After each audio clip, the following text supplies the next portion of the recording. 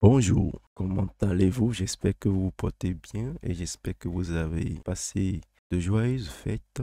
Heureuse année à ceux qui découvrent actuellement cette vidéo. Donc aujourd'hui, nous allons parler de l'outil Plume sur Adobe Illustrator, comment on l'utilise, des guides, les conseils, je vais vous les partager, mes astuces que j'utilise dans mes illustrations quotidiennes ou pour pouvoir vectoriser une image, une photo et même créer des formes. Donc, sans plus tarder, la première chose qu'on remarque dès qu'on ouvre l'outil, je dis l'outil, dès qu'on ouvre le logiciel Adobe Illustrator, on remarque que l'interface est assez spéciale. Pour quelqu'un qui vient de Photoshop et qui vient ouvrir Illustrator, la première des choses, il remarque directement que l'affichage sur ce côté, là il y a le panneau des divers outils disponibles. Il y a un léger affichage qui diffère.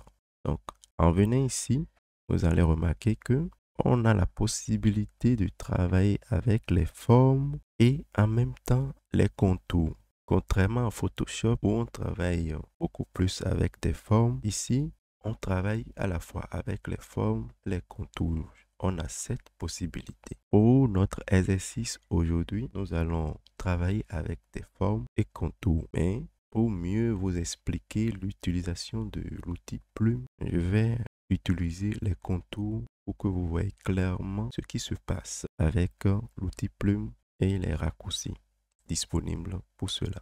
Donc, en maintenant la touche P, en cliquant sur la touche P de votre clavier, vous avez directement accès à l'outil Plume. Vous avez directement accès à l'outil Plume. Donc, on revient ici et sur un nouveau calque ici, comme ça. Je clique sur le calque, je clique, je mets un clic à n'importe quel endroit, je clique. Et la première chose, c'est que vous remarquez que ça me permet de pouvoir, ça crée un fil. C'est un fil pour pouvoir indiquer la direction dans laquelle mon tracé va s'effectuer. C'est-à-dire le prochain point que je vais marquer se dirige dans telle direction.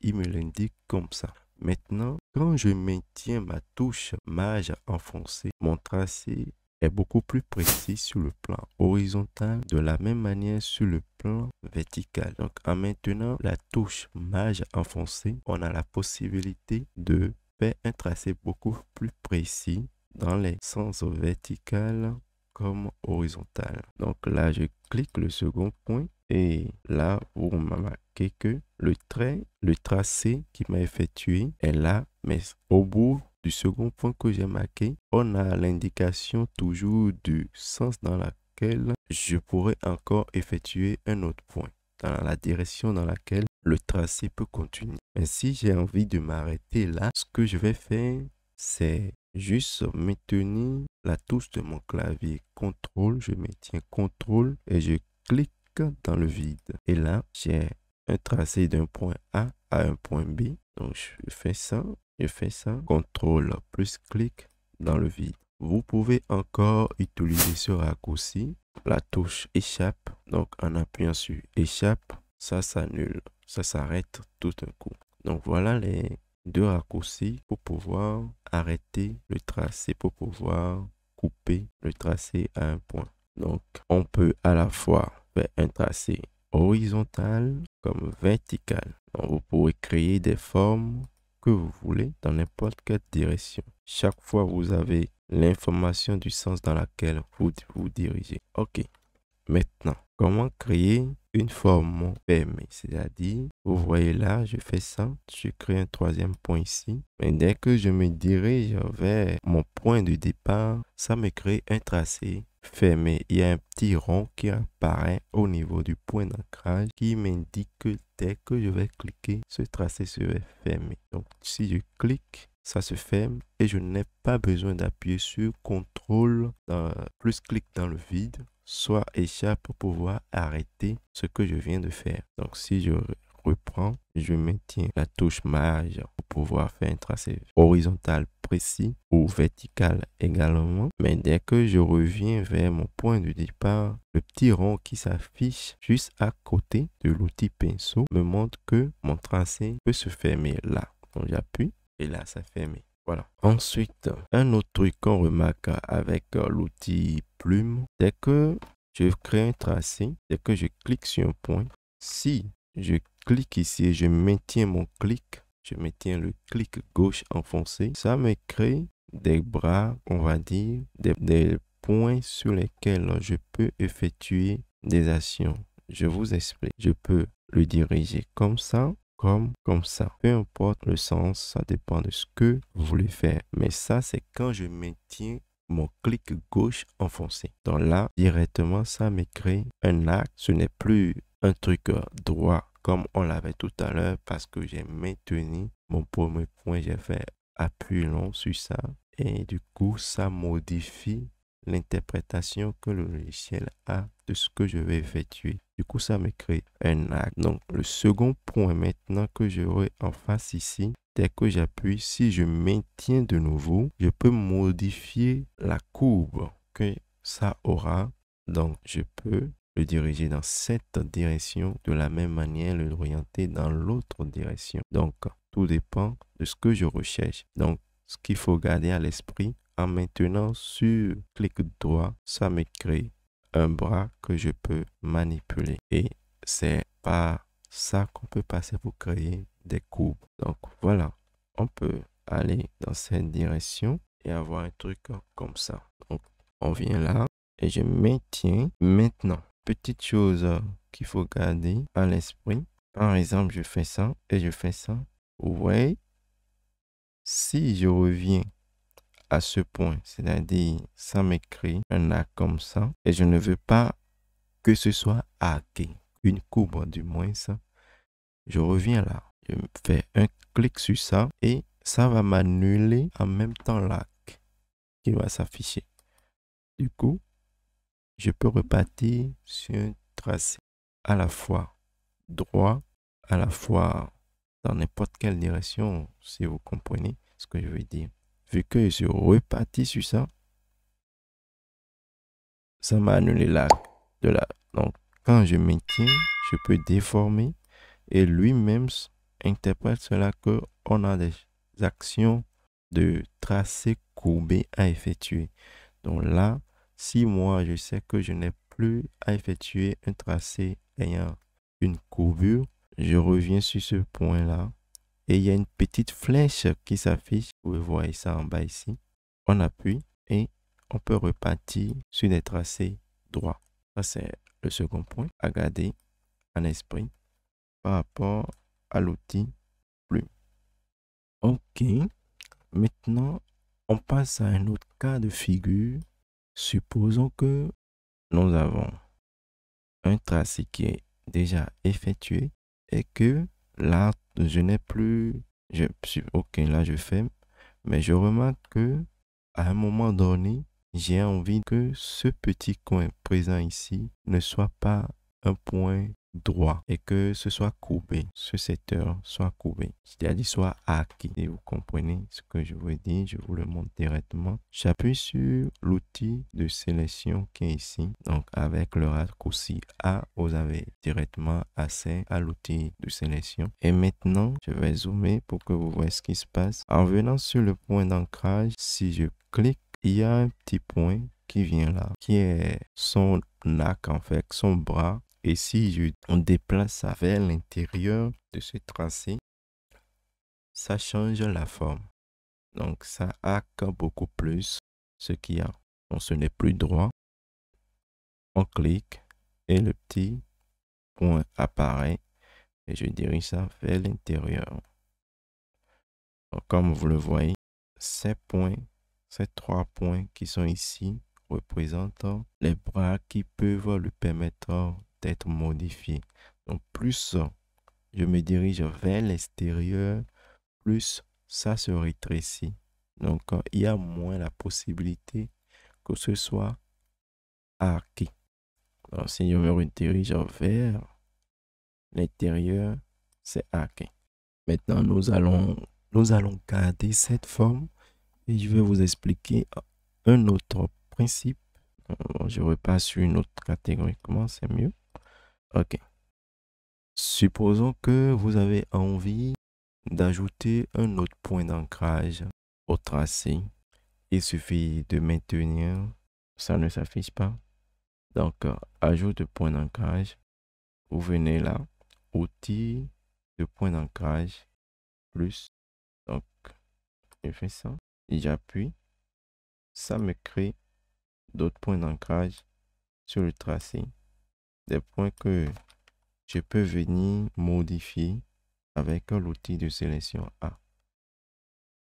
Donc, lorsque vous venez ici et vous remarquez que le raccourci, l'outil dont je parle, n'est pas disponible, venez sur les trois petits points en bas et sélectionnez juste à côté de l'outil plume, sélectionnez là où il y a le petit plus par-dessus. Et directement, vous comprenez que là où il y a le petit moins, c'est pour pouvoir supprimer un point d'ancrage. Donc, lorsque j'appuie sur, par exemple, je prends l'outil et supprimer un point d'ancrage et je viens dans le plan de travail et j'appuie sur un point d'ancrage, ça disparaît. Et comme je le disais un peu plus tôt avec l'outil de sélection, dès que je fais ça, je peux modifier, je dézoome un peu, en maintenant clic, je peux le modifier dans tous les sens, genre le diriger dans n'importe quel sens que je désire. Voilà, c'est aigu, donc je peux lui dire que je veux que ce soit arqué, donc il suffit de prendre le petit point et de le diriger vers l'intérieur comme ça. Voilà l'ensemble des choses à connaître, les choses de base à connaître, les raccourcis de base à connaître pour l'outil plume. Donc, on va appliquer tout ceci dans une illustration. Je vais mettre en application ce qu'on vient de voir tout à l'heure, quoi. Donc, dans un petit exemple. Bon, donc, on va appliquer ce que on vient de voir sur ce croquis que j'ai eu à réaliser. Donc, je prends l'outil plume et je commence en même temps. Je passe sur un nouveau calque. Je verrouille le premier. Essayez toujours de vérifier les calques sur lesquels vous effectuez vos tracés. Je commence par ici.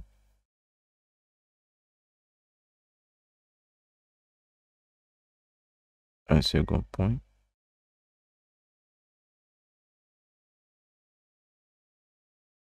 Je reprends littéralement pour pouvoir mieux avoir la courbe recherche. Tant mieux venir là.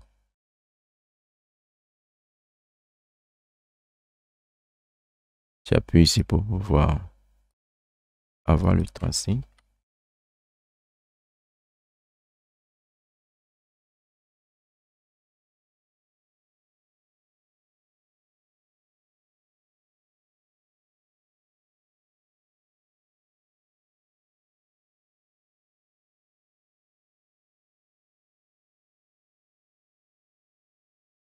Ouais, que j'hésite pas à revenir en arrière pour reprendre mon tracé. Donc souvent, quand vous n'êtes pas satisfait de ce que est le point d'ancrage que vous venez de faire, si vous n'êtes pas satisfait de ce que ça affiche, vous pouvez toutefois revenir en arrière et reprendre le tracé.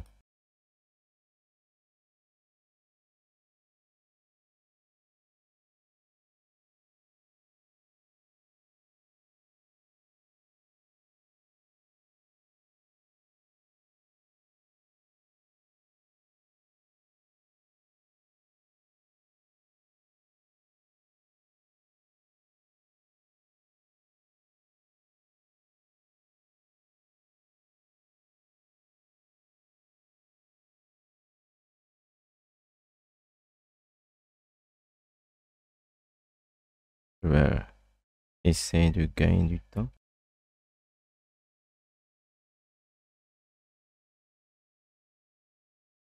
Donc, plus je travaille, plus je suis en train de réfléchir en même temps à comment optimiser,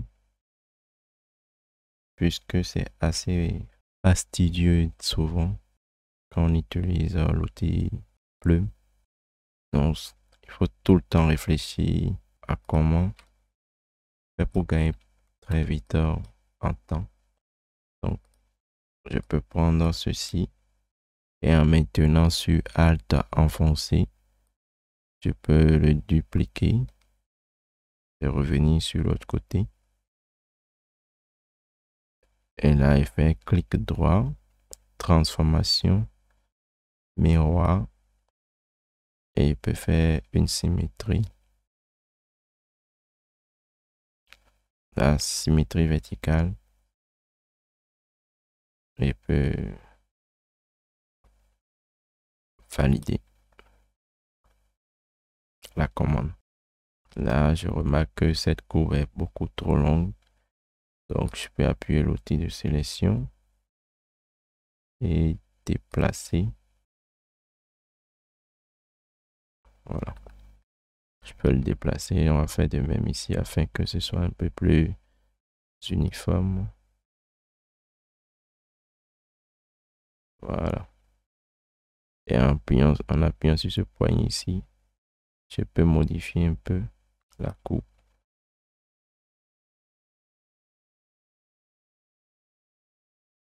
Voilà.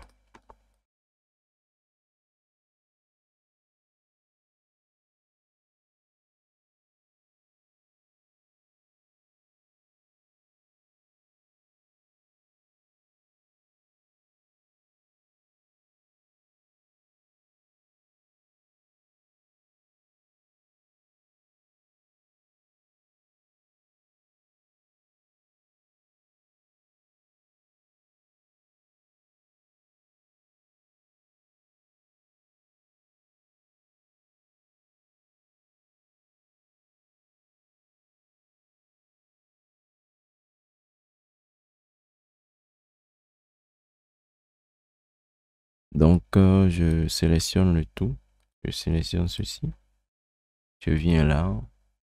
Je décompose. Fond et contour. Et puis, je fais fusion. OK.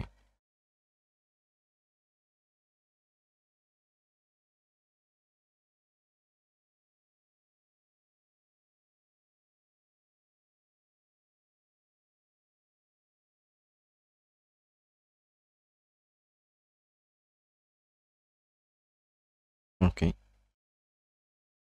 Maintenant, on va passer à la mise en couleur de tout ceci. D'abord, je vais ajuster un peu certains tracés.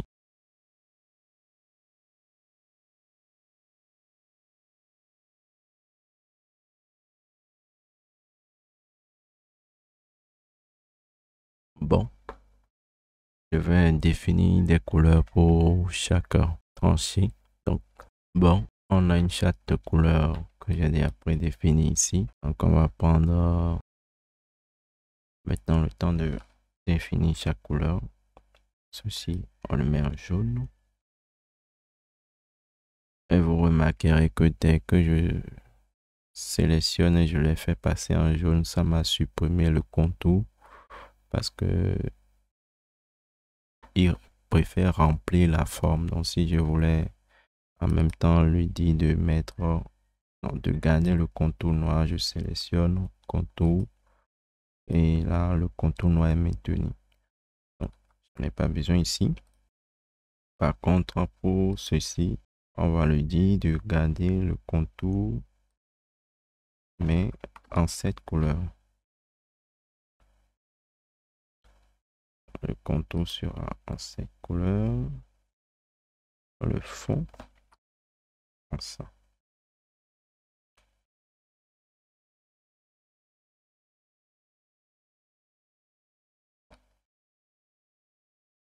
Contour en jaune pur. Et le fond le fond en jaune clair.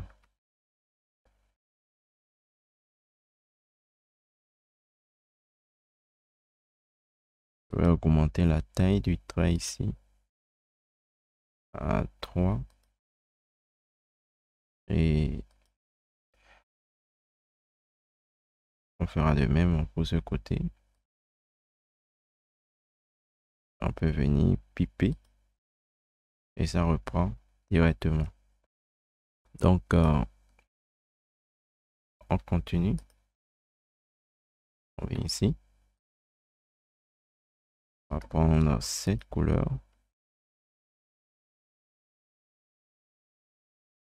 Ici et ici. Je vais sélectionner. Donc pour faire plusieurs sélections, c'est Maj plus contrôle enfoncé. Contrôle plus Maj enfoncé. Pour effectuer plusieurs sélections. Donc je reprends. Un clic sur ça. Plus un clic. Maj plus contrôle enfoncé. Contrôle plus Maj enfoncé, désolé. C'est ce que je voulais dire. On prend le noir ici. Mais j'ai pas envie que ce soit complètement noir. Donc ce que je vais faire, je vais prendre une couleur un peu plus terne, mais qui serait complémentaire. Voilà.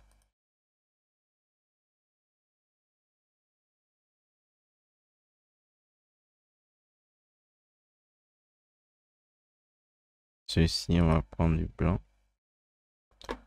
Directement, on peut le sélectionner ici. Et je tourne ça comme ça. Et si vous vous rappelez, ceci, les deux là sont ensemble. Et je vais changer le contour. Donc, je vais même les garder. Et je vais supprimer ce qui est à l'intérieur. Donc, je fais CTRL plus clic sur la forme que je veux sélectionner et je l'enlève directement. Ici, on partira sur de l'orange.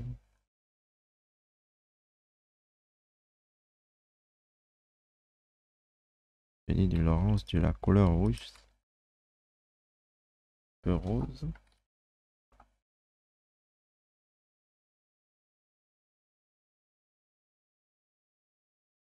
Passons maintenant au pied. Ces deux pieds.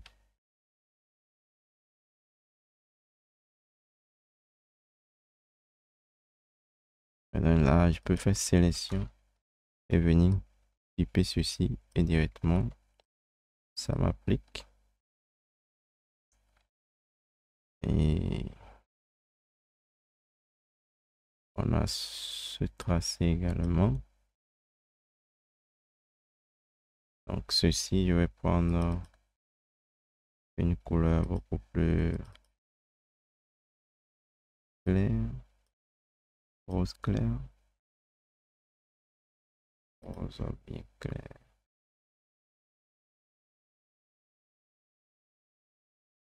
Et je vais lui dire de rester en arrière-plan par rapport au premier. Donc ça passe derrière.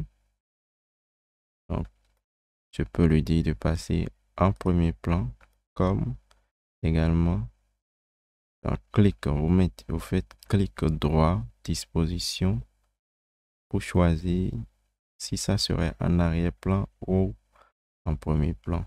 Donc moi je le veux en arrière-plan.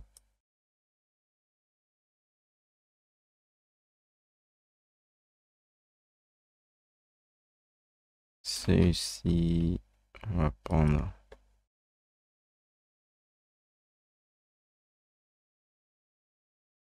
de cette couleur rose pour le tracer. On va augmenter la taille à 3. 3. Disposition.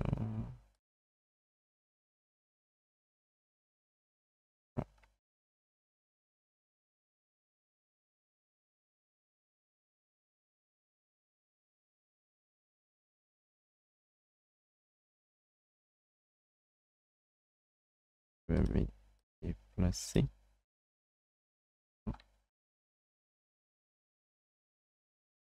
Ok.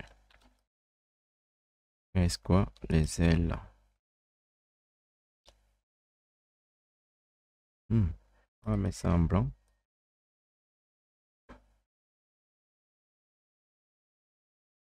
Là, je remarque que donc, ce que je vais faire pour pouvoir pallier à cela, c'est reprendre mon outil plume ici. Puisque j'ai envie que ce soit derrière. Bon, je reviens là. Fais transformation miroir. Je valide. Je supprime celui qui était là. On va d'abord le disposer dans le même sens. Essayons de l'enlever d'abord. Voilà. Et je supprime le fond. J'ai dit le fond, le contour. Comme ça. Et puis, je lui dis de rester en arrière-plan pour les deux.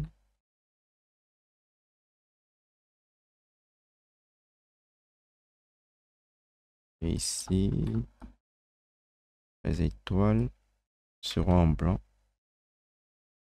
Ça se fera pas tout de suite, mais on va régler ça. Un nouveau calque. Et je vais prendre un fond de couleur un peu plus intéressant.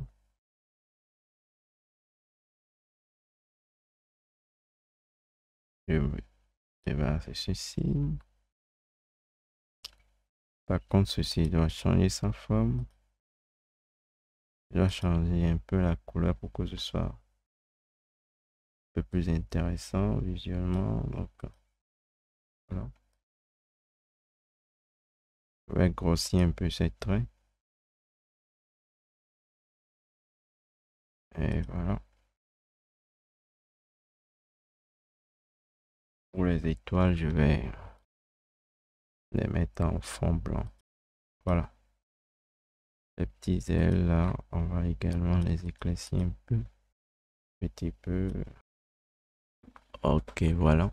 J'espère que cette vidéo aura été utile pour vous. Et si tu aimes mon contenu, n'hésite pas à t'abonner. Il y aura d'autres vidéos qui viendront au courant des jours à venir où je détaillerai encore plus davantage un autre outil, un autre panneau. Je pense que le prochain, on va parler de l'outil pinceau. Donc, après avoir eu à faire la plume qui est généralement utilisée aussi, on va passer au pinceau. Donc, abonne-toi pour ne pas manquer cette prochaine vidéo à venir. Si toi-même de ton côté, tu as l'habitude d'utiliser le pinceau et que tu remarques que tu n'y arrives toujours pas, je te donne rendez-vous dans ma prochaine vidéo. D'ici là, tenez-vous bien, puis bye.